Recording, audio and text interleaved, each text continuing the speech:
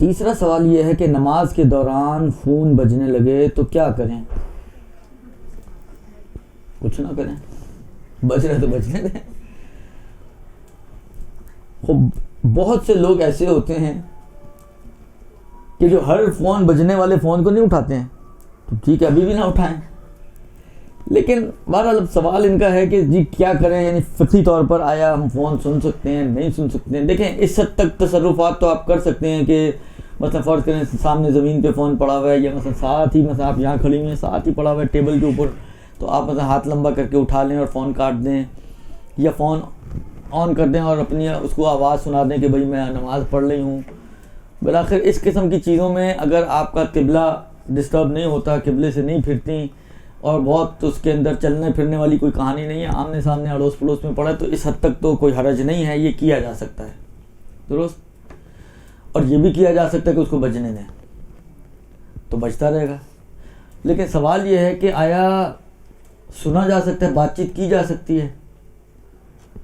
ایک کلپ آیا تھا، شاید آپ لوگوں نے بھی دیکھا ہوگا، مدینے کے مسجد کا پیش نماز جو ہے، اگر آپ وہ ہوں تو کر سکتی ہیں، لیکن اتفاق سے ہم لوگ مدینے میں نہیں، ہم کراچی میں رہتے ہیں.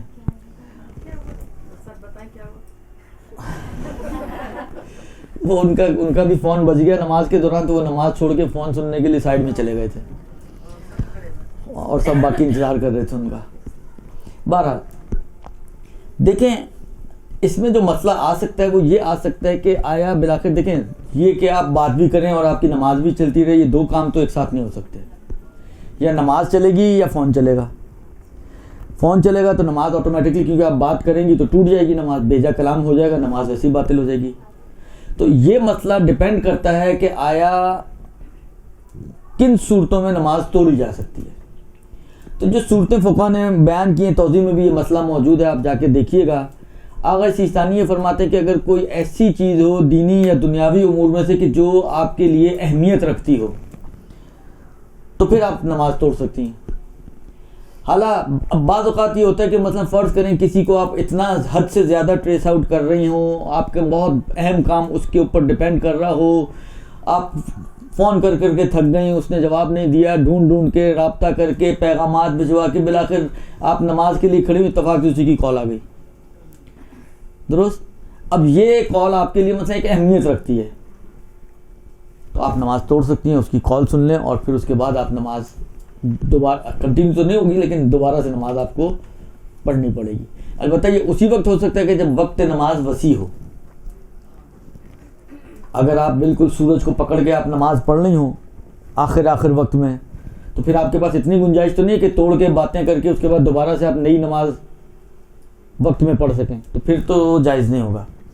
لیکن فرض کریں کہ اگر وقت کی مشکل نہ ہو، وقت وسیع ہو، تو اگر کوئی ایسا کام ہے کہ جو اہمیت رکھتا ہے آپ کے لیے، اس کی خاطر آپ نماز توڑ سکتے ہیں. وہ اللہ کسی سہیلی کی کال آئی ہے، وہ بھی فارغ آپ بھی فارغ، اتفاق سے بھی مشغول ہیں آپ. درست. تو یہ وہ چیزیں نہیں ہیں کہ جس کی خاطر آپ جو ہے وہ نماز کو توڑیں اور اس کی کال اٹینڈ کریں. صرف جو آقا نے استثناء کیے وہ اس بات کو کیے کہ چاہے دینی اعتبار سے آپ کے لیے اہمیت کا حامل ہو کوئی کام، یا دنیاوی طور پر آپ کی نظر میں وہ اہمیت رکھتا ہو، تو اس اہم کام کو انجام دینے کے لیے آپ نماز توڑ سکتی ہیں. اگر یہ فون اس اہمیت والے مسئلے میں کسی طرح سے شامل ہو جائے تو پھر فون سننے کے لیے آپ نماز توڑ سکیں گی.